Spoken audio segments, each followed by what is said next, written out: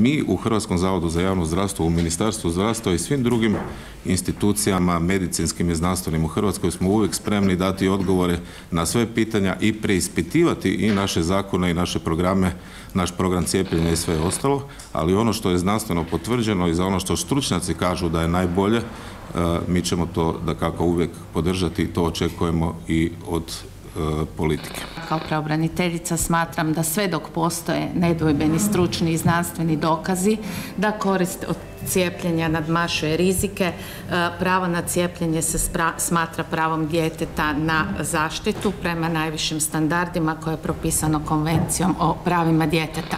Zločin prema narodu čine oni koji odgovaraju mlade roditelje, zbunjuju ih i odgovaraju od cijepljenja, a narod huškaju protiv nas koji smo medicinske struke. Ističem da Hrvatska liječnička komora je bila jedan od inicijatora i supotpisnika Deklaracije o važnosti cijepljenja koju smo potpisali 2017.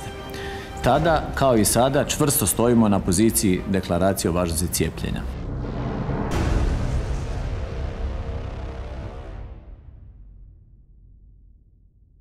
Sve vas lijepo pozdravljam i iznimno mi je drago da smo se zapravo okupili svi skupa ovako velikom broju kako bismo zajedničkim snagama ukazali na to što smatramo problematičnim u sustavu cijepljenja i kako bismo zapravo zajednički iznašli rješenja o tome koji je najbolji način zdravstvene zaštite naše djece i kako bismo poboljšali sam sustav cijepljenja na način da on ide u korist naše djece.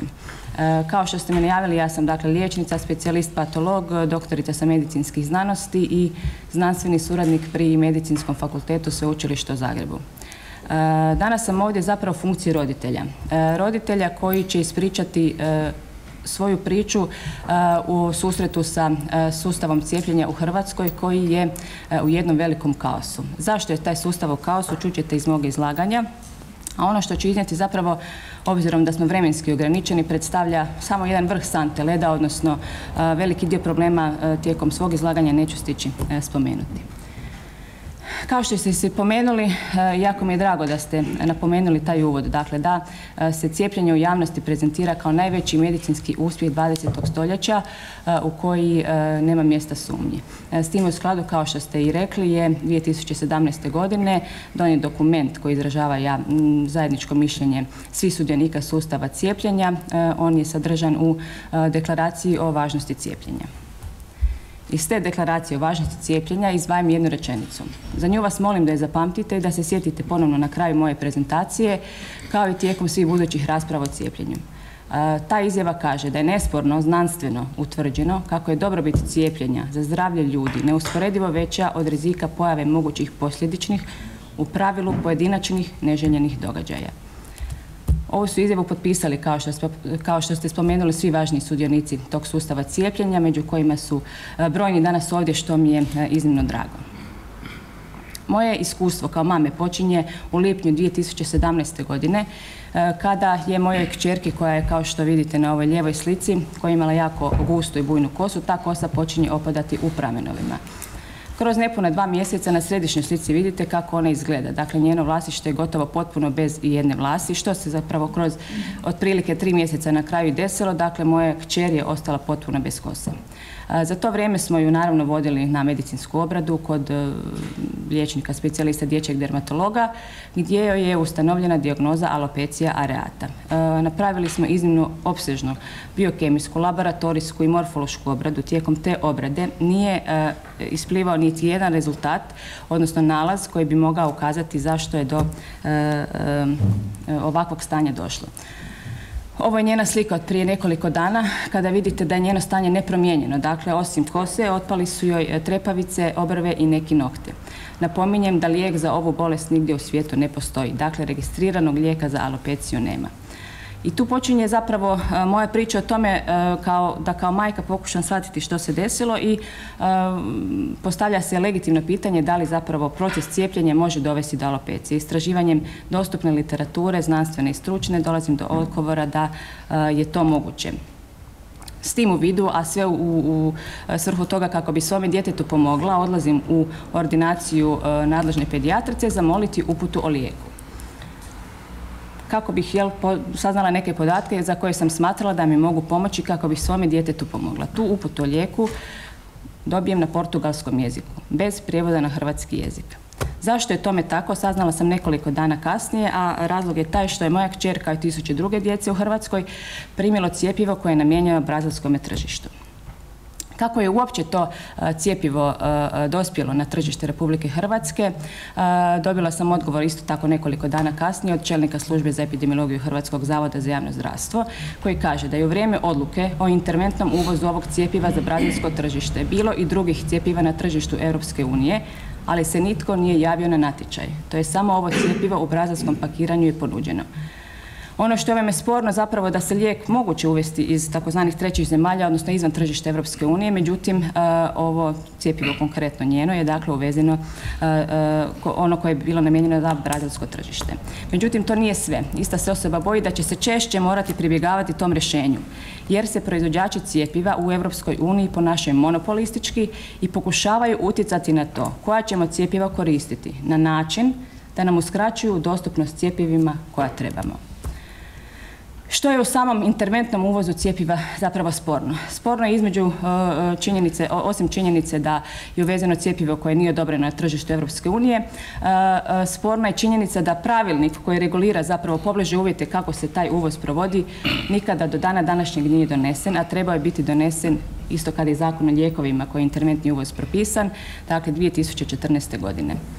Kako sam kao laik, odnosno majka te djevojčice, samo inicijativno prijavila sumnju na nuspojavu obzirom da naša nadležna pedijatrica unatoč izgovorenoj činjenici da sama ne može tvrditi da njeno stanje nije posljedica primljenog cjepiva, s tom informacijom nije kanila poduzeti apsolutno ništa. Ja sam dakle kao majka prijavila sumnju na nuspojavu na stranicama Agencije za lijekove, pri čemu sam saznala zapravo da je prijava sumnje na nuspojavu cjepiva obveza za zdravstvene radnike propisana Zakonom o lijekovima i Pravilnikom o farmakovigilanciji. Propuštanje izvještavanja o sumnji na nuspojavu cjepiva predstavlja prekršaj zdravstvenog radnika sukladno odredbi članka tog istog zakona, a sankcija za navedeni prekršaj iznosi 30 do 50 tisuća kuna. Postavilo se zatim sljedeće logično pitanje u nizu, a to je da ako sam ja kao majka, dakle laik, prijavila sumnju na nuspojavu, zdravstveni radnik koji je obvezan nije ju prijavio, tko je nadležan utvrditi da je do propusta došlo? Odnosno, postavljeno je pitanje tko je nadležan utvrditi kako je liječnik trebao prijaviti sumnju na nuspojavu cjepiva, a nije ju prijavio. Ovo pitanje je postavljeno svim nadležnim institucijama, dakle i Agenciji za lijekove, i Ministarstvu zdravstva, i Hrvatskoj liječničkoj komori, i Zavodu za javno zdravstvo i do dana današnjeg odgovora nema. Dakle, jedna ustanova tvrdi da je odgovorna treća tvrdi da je druga kaže da je četvrta. Za cijelo to vrijeme nuspojave se ne bilježe i nadzor nad prijavom ne postoji. Zašto je važno inzistirati na praćenju nuspojava, odnosno tom takozvanom postmarketinškom praćenju nuspojava? Njegova svrha nije skupiti apsolutan broj nuspojava, već uočiti neke signale koji ukazuju na to da se doista događa nešto što treba istražiti. Pa tako nigdje na svijetu ne postoji zapravo rutinsko praćenje nuspojava cijepljenja koje bi bilo toliko osjetljivo i specifično da bi se na temelju tih podataka odgovaralo na znanstvena pitanja koja se postavljaju u raspravama o cijepljenju. Pa se postavlja pitanje temeljem kojih onda podataka procjenjujemo štetu kada govorimo i tvrdimo da je korist veća od štete. Da li se šteta mjeri temeljem podataka koje proizvođači prikažu tijekom kliničkog ispitivanja lijeka? Stavimo ruku na srce i vidimo da koliko takve podatke možemo smatrati mjerodavnima. Proizvođači su trgovci koji posluju zbog profita. Da li se šteta mjeri temeljem sustavnog aktivnog postmarketinškog praćenja? Vidjeli smo da se ono nigdje u svijetu ne provodi. Da li se šteta mjeri temeljem spontanog, odnosno pasivnog prikupljanja nuspojava koje počiva isključivo i jedino na subjektivnoj procjeni nekog čovjeka?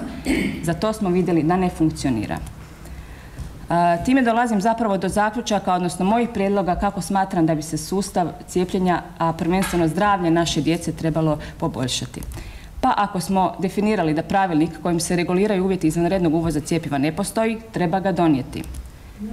Ako smo shvatili i priznali da se proizvođači cjepiva ponašaju monopolistički i uvjetuju kojim se cjepivima cijepi, u tome ih treba onemogućiti. Ako cijepitelji nisu svjesni uopće razmjera nuspojava ili svoje zakonske obveze prijave sumnje na nuspojavu, u tome ih treba osvijestiti. Ako smo dokazali da nadzor nad prijavom sumnje na nuspojave se ne provodi, onda ga treba početi provoditi. I treba doista za kraj na znanstvenim temeljima utvrditi stvarni broj i težinu nuspojava, jer su oni, ja vam tvrdim, nepoznata kategorija. I sve je to na kraju jedan račun bez krčmara. I tu se vraćamo ponovno na onu prvu činjenicu iz deklaracije o važnosti cijepljenja i pozivam vas da probate dati odgovor na pitanje da li temeljem ovakvih podataka možemo tvrditi da je ta spomenuta izjava kako cijepljenje donosi puno više koristi od štete mit ili znanstveno utemeljena činjenica. Jer koliko može odgovoriti na pitanje koliko sigurnosnih signala je zapravo prošlo, tako reći, ispod radara. Ono što zasigurno znam da je činjenica je zapravo da ako je sve na ovom smrdljivom svijetu nesigurno, garantiram vam da majčina ljubav to nije. Hvala. I niti na jedno pitanje, znači sjednica je trajala 2 sata i možda nešto malo više, i niti na jedno pitanje koje smo postavili konkretnog odgovora jednostavno nije bilo. Ili se jednostavno na to pitanje nisu osvrnuli ili jednostavno su problem izrelativizirali. Mi smo svi ovdje neki roditelji, ja se barem nadam da ovdje ima jako puno roditelja. Prema tome ne možete vi govoriti u ime roditelja isključivo i na taj način kako vi govorite. Ja sigurno imam puno više djece od vas, imam puno više unuka od vas i unučica. I budite sigurni da ja i o unucima i unukama i o mojoj djeci itekako vodim brigu.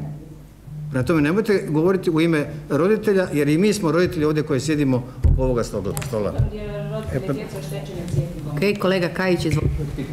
Ako liječnik ne smatra da je neki događaj koji se dogodio nakon cijepljenja, dijete može pasti iz drveta nakon cijepljenja, mjesec dana nakon cijepljenja, i ako ne smatra da je to uzročno-posljedično povezano s cijepljenjem, nije dužan prijaviti. I zato zapravo ono pitanje koje se postavlja, a tko nadzire da li liječnici provode svoju obavezu?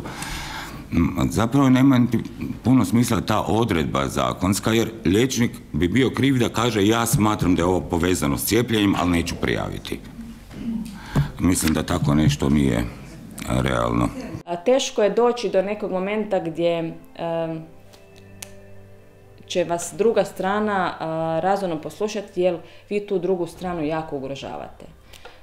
Ugrožavate samim time što postavljate pitanje. Pitanja na koja oni nemaju točne, provjerene i utješne odgovore. Znači oni nemaju konkretan odgovor koji bi vam ponudili na način da vama to u toj konkretnoj situaciji donese ili ozdravljenje djeteta, što je svakom roditelju primarno, ili neku utjehu u smislu da steknete sigurnost da ponovo u tom sustavu krenete vjerovati. Ili jednostavno, mislim,